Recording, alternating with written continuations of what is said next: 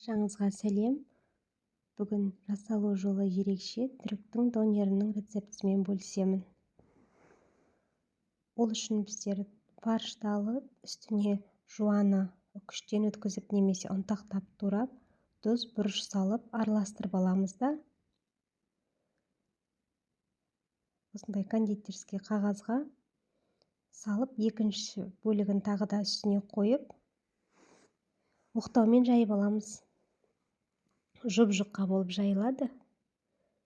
Сәл ғана бассаңыз жетеді, өзі тез жайылады да. Үстіндегі бетіндегісін алып тастаймыз. Осындай бөлік менде екеуі шықты. Осылай видеодағыдай орап салып қоямыз.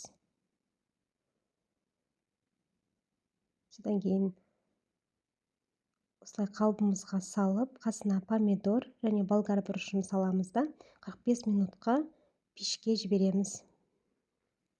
Соның арасында мен өзім ылғида жасайтын лавашымды дайындап алдым.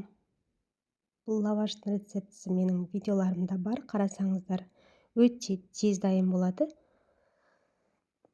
Соның арасында осы салмамыз дайын болды. Осылай видеодағыдай алып тастайсыздар қағазын.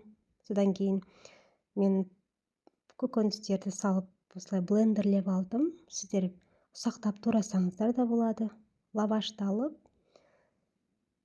майонез, кетчуп салып, сосын дайын болған салмаларымызды салып, осылай донерлер жасадым. Сіздер де жасап көріңіздер, өте дәмді болып шығады. Иісі енді үйді алып кетеді, дәмділігі сондай. Жасап көріңіздер. Рахмет.